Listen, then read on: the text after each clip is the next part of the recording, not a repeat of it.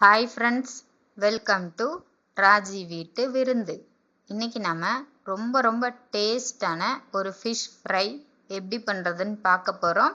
இந்த ரெசிபி எப்படி பண்ணுறதுன்னு பார்க்குறதுக்கு முன்னாடி நம்ம சேனலை சப்ஸ்கிரைப் பண்ணாதவங்க சப்ஸ்கிரைப் பண்ணிக்கோங்க. இப்போ வாங்க வீடியோக்குள்ளே போகலாம். மீன் வறுவல் பண்ணுறதுக்கு இன்றைக்கி நான் 1/2 கிலோ பாறை மீன் எடுத்திருக்கேன். உங்களுக்கு எந்த மீன் விருப்பமோ நீங்கள் அந்த மீன் எடுத்துக்கோங்க.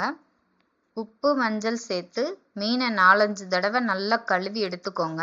ஃபிஷ் ஃப்ரை பண்ணுறதுக்கு ஃபஸ்ட்டு நம்ம மசாலா ரெடி பண்ணிடலாம். அதுக்கு ஒரு பவுலில் 2 டீஸ்பூன் சிவப்பு மிளகாய்த்தூள், கலருக்காக 1 டீஸ்பூன் காஷ்மீர் மிளகாய்த்தூள், இது ஆப்ஷனல் தான், 1 டீஸ்பூன் மல்லித்தூள், 1 டேபிள் ஸ்பூன் இஞ்சி பூண்டு விழுது, 1/2 டீஸ்பூன் உப்பு, 1/2 டீஸ்பூன் மிளகுத்தூள், 1 டேபிள் ஸ்பூன் நல்லெண்ணெய், கடைசியாக 2 டேபிள் ஸ்பூன் தண்ணி எல்லாம் சேர்த்துட்டு நல்லா மிக்ஸ் பண்ணி விடுங்க. பாருங்கள், இது நமக்கு ஒரு பேஸ்ட் மாதிரி கிடைக்கும்.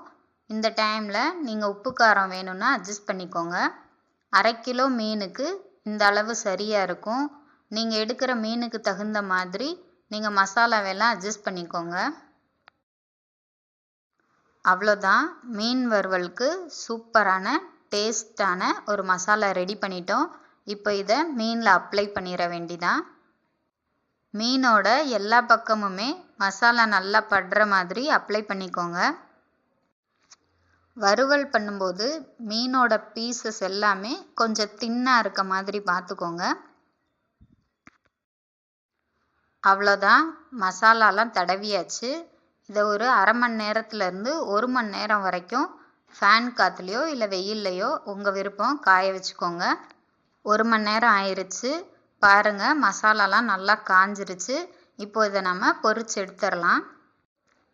மீன் பொரிக்கிறதுக்கு ஒரு பேனில் 2 டேபிள் ஸ்பூன் அளவு மட்டும் எண்ணெய் சேர்த்துக்கோங்க.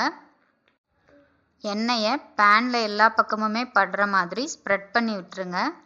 எண்ணெய் காஞ்சதும் ஒவ்வொரு மீனாக எடுத்து உள்ளே சேர்த்துருங்க. இதை நீங்கள் தோசைக்கல்லில் பண்ணணுன்னாலும் பண்ணலாம், இல்லை டீப் ஃப்ரை பண்ணணுன்னாலும் பண்ணிக்கலாம். மீனோட டேஸ்ட் எதுவும் மாறாது. ஸ்டவ்வை லோ ஃப்ளேம்லேயே வச்சு 3 நிமிஷம் போல் வேக விடுங்க. 3 நிமிஷத்துக்கு அப்புறமா மீனை திருப்பி போட்டுருங்க.